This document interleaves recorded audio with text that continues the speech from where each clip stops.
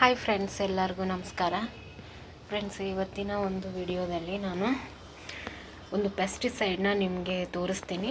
ಆರ್ಗ್ಯಾನಿಕ್ಕಾಗಿ ಮನೆಯಲ್ಲೇ ಮಾಡುವಂಥ ಪೆಸ್ಟಿಸೈಡ್ನ ತೋರಿಸ್ತೀನಿ. ಯಾಕಂದರೆ ಎಲ್ಲರಿಗೂ ನೀಮ್ ಆಯಿಲ್ ಸಿಗಲ್ಲ. ಹಾಗಾಗಿ ನಾನಿವತ್ತು ಮನೆಯಲ್ಲೇ ಯಾವ ರೀತಿಯಾಗಿ ಮಾಡೋದು ಅಂತ ತಿಳಿಸ್ಕೊಡ್ತೀನಿ. ಇಲ್ಲಿ ನೋಡಿ, ಈ ಗಿಡಕ್ಕೆ ಈ ಥರ ವೈಟ್ ಕಲರಲ್ಲಿ ಹುಳುಗಳಾಗಿದೆ. ಈ ಥರ ಮಿಲಿಬಗ್ಸ್ ಇದು.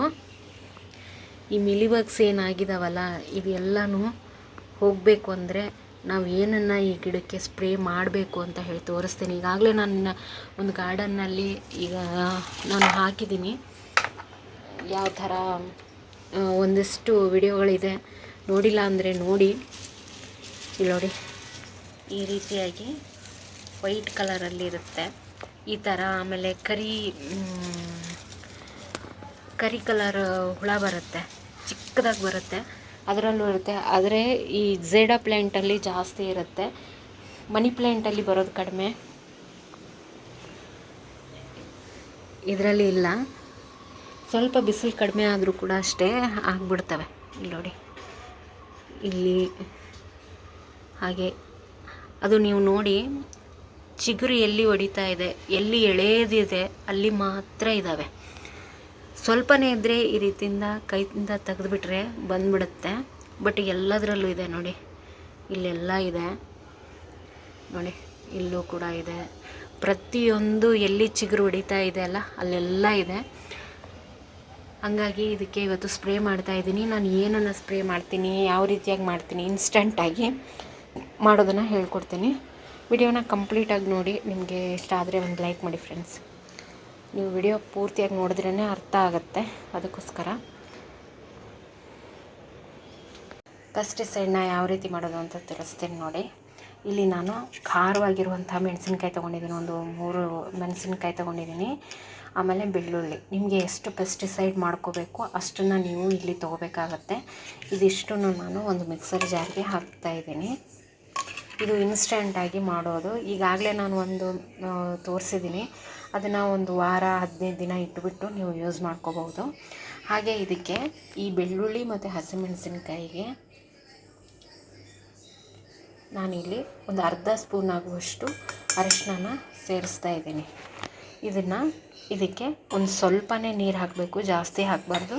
ಇದನ್ನು ಚೆನ್ನಾಗಿ ನುಣ್ಣಗೆ ರುಬ್ಕೋಬೇಕು. ಇದನ್ನು ನೀವು ಇದು ನೋಡಿ, ಸ್ವಲ್ಪ ನೀರು ಹಾಕಿಬಿಟ್ಟು ನಾನು ಈ ರೀತಿಯಾಗಿ ರುಬ್ಕೊಂಡಿದ್ದೀನಿ. ಇದು ಚೆನ್ನಾಗಿ ರುಬ್ಬಾಗಿದೆ. ಈಗ ಇದಕ್ಕೆ ಒಂದು ಸ್ವಲ್ಪ ನೀರನ್ನು ಸೇರಿಸ್ಕೋತೀನಿ. ನಾನೀಗ ಇದಕ್ಕೆ 1 ಗ್ಲಾಸ್ ಅಷ್ಟು ನೀರನ್ನು ಇದಕ್ಕೆ ಸೇರಿಸ್ತಾ ಇದ್ದೀನಿ. ಇದು ಮೆಣಸಿನ್ಕಾಯಿ ಘಾಟ್ ಬರ್ತಾಯಿದೆ ಅಂತ ಖಾರ ಮೆಣಸಿನ್ಕಾಯಿ ತೊಗೊಂಡ್ರೆ ತುಂಬಾ ಒಳ್ಳೆಯದು. ಇಲ್ಲಾಂದರೆ ಹಾಳಾಗ್ತಿರುವಂಥ ಮೆಣಸಿನ್ಕಾಯಿನೂ ತೊಗೊಂಡ್ರೂ ತೊಂದರೆ ಇಲ್ಲ. ಈಗ ಇದು ನೋಡಿ, ಇದನ್ನು ಒಂದು ಅರ್ಧ ಗಂಟೆ ಇದನ್ನು ಬಿಡಬೇಕು.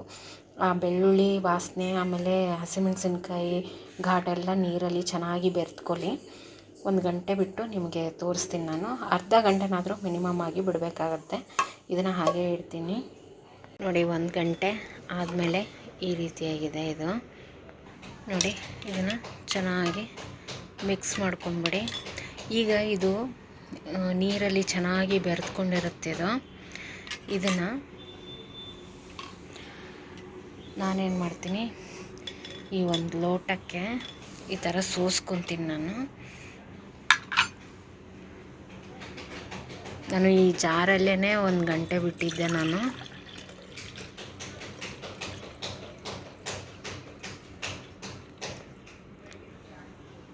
1 ಗ್ಲಾಸಷ್ಟು ನೀರನ್ನು ಇದಕ್ಕೆ ಹಾಕಿದ್ದೆ. ನಾನು ಹಾಕಿ 1 ಗಂಟೆ ಇಟ್ಟಿದ್ದೆ. ನೀವು 2 ದಿನ ಕೂಡ ಇಡ್ಬೋದು, ಇದನ್ನು ತೊಂದರೆ ಇಲ್ಲ.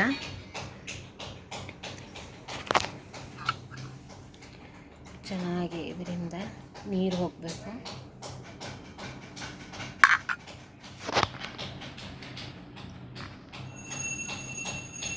ನೋಡಿ, ಚೆನ್ನಾಗಿ ನೀರು ಹೋದ್ಮೇಲೆ ಇದು ಈ ರೀತಿಯಾಗಿ ಕಾಣುತ್ತೆ.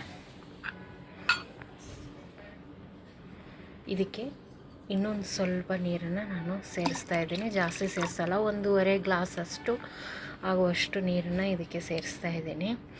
ಇದರಲ್ಲಿ ಅರಿಶಿನ, ಬೆಳ್ಳುಳ್ಳಿ, ಮೆಣಸಿನ್ಕಾಯಿ ಇರೋದ್ರಿಂದ ಹುಳುಗಳು ಬೇಗ ಹೊರಟೋಗುತ್ತೆ. ಅರಿಶಿನ ಫಂಗಿಸೈಡ್ ಆಗೋ ಕೆಲಸ ಮಾಡುತ್ತೆ. ಇದನ್ನು ಹಾಕೋದ್ರಿಂದ ತುಂಬಾ ಒಳ್ಳೆಯದು ಗಿಡಗಳಿಗೆ. ಸ್ಪ್ರೇ ಮಾಡಿದ್ರೆ ತುಂಬ ಚೆನ್ನಾಗಿ ಏನಂದರೆ ಗಿಡಗಳು ಬೆಳೆಯುತ್ತೆ. ಆಮೇಲೆ ಇನ್ನೊಂದೇನೆಂದರೆ ಅದರಲ್ಲಿ ಹುಳುಗಳು ಬರೋದಿಲ್ಲ. ಇದನ್ನು ನಾನು ಈ ಒಂದು ಬಾಟಲ್ಗೆ ನಾನು ಸೇರಿಸ್ಕೋತೀನಿ. ಈ ಥರ ಸ್ಪ್ರೇಯರು ಇಲ್ಲಾಂದರೆ ದೊಡ್ಡದಾಗಿರುತ್ತಲ್ಲ 1 ಲೀಟ್ರದ್ದು 2 ಲೀಟ್ರದ್ದು ಆ ಥರ ಕೂಡ ನೀವು ತೊಗೋಬೋದು. ನಾನು ಇದಕ್ಕೆ ಹಾಕ್ಕೊಂಡ್ಬಿಟ್ಟು ತೋರಿಸ್ತೀನಿ. ನೋಡಿ ಕಲರು ಎಷ್ಟು ಚೆನ್ನಾಗಿದೆ ಅಂತ, ಯೆಲ್ಲೋ ಕಲರಲ್ಲಿ. ಈ ಹಸಿಮೆಣಸಿನ್ಕಾಯಿ ಇರೋದ್ರಿಂದ ಸ್ವಲ್ಪ ಘಾಟ್ ಇರುತ್ತೆ ಇದು. ಇದನ್ನು ಹುಳುಗಳು ಎಲ್ಲ ಆಗಿದಾವಲ್ಲ ಅಲ್ಲಿ ಸ್ಪ್ರೇ ಮಾಡ್ತಾ ಹೋಗೋಣ. ಇದು ನೋಡಿ ಎಲ್ಲೆಲ್ಲಿ ಹುಳ ಆಗಿದೆಯಲ್ಲ ಅಲ್ಲೆಲ್ಲ ಸ್ಪ್ರೇ ಮಾಡಬೇಕು. ಈ ರೀತಿಯಾಗಿ ಈ ಥರ 2 ದಿನಕ್ಕೊಂದು ಸಾರಿ ನೀವು ಗಿಡಗಳಿಗೆ ಸ್ಪ್ರೇ ಮಾಡಬೇಕು. ಬೆಳಿಗ್ಗೆ ಹೊತ್ತು ಅಥವಾ ಸಂಜೆ ಟೈಮಲ್ಲಿ ಇದನ್ನು ಸ್ಪ್ರೇ ಮಾಡಿ. ಆದಷ್ಟು ನೀವು ಬಿಸಿಲಲ್ಲಿ ಇದನ್ನು ಸ್ಪ್ರೇ ಮಾಡಬೇಡಿ. ಇದಕ್ಕೂ ಕೂಡ ಕೆಲವೊಂದು ಸರಿ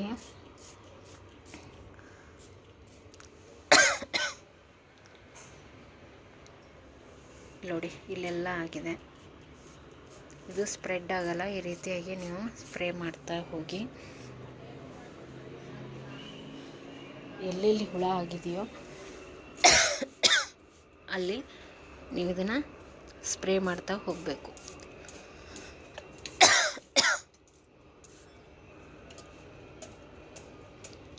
ಕೆಳಗಡೆ ಒಂದೊಂದು ಸರಿ ಕೆಳಗಡೆ ಎಲೆ ಕೆಳಗಡೆ ಕೂಡ ಅದು ನೋಡಿ ಎಲ್ಲೆಲ್ಲಿ ಇದೆಯಲ್ಲ ಅಲ್ಲೆಲ್ಲ ನೀವು ಸ್ಪ್ರೇ ಮಾಡಬೇಕು. ಮೆಣಸಿನ್ಕಾಯಿ ಸ್ವಲ್ಪ ಖಾರ ಇದ್ದರೆ ಘಾಟ್ ಇರುತ್ತೆ.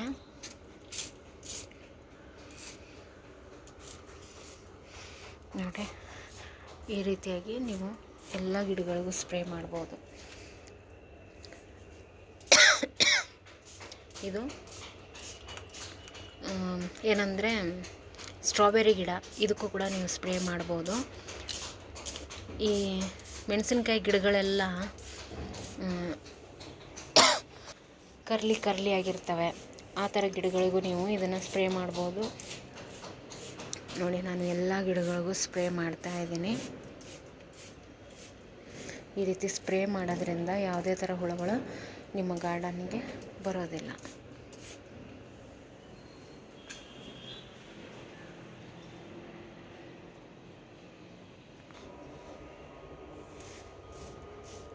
ಈ ವಿಡಿಯೋ ಇಷ್ಟ ಆದರೆ ಒಂದು ಲೈಕ್ ಮಾಡಿ ಫ್ರೆಂಡ್ಸ್. ಇನ್ನೂ ತನಕ ನನ್ನ ಚಾನಲ್ ಸಬ್ಸ್ಕ್ರೈಬ್ ಮಾಡಿಲ್ಲ ಅಂದರೆ ದಯವಿಟ್ಟು ಸಬ್ಸ್ಕ್ರೈಬ್ ಮಾಡಿಕೊಂಡು ವಿಡಿಯೋಗಳನ್ನು ನೋಡಿ ಸಪೋರ್ಟ್ ಮಾಡಿ ಅಂತ ಹೇಳ್ತೀನಿ. Thank you.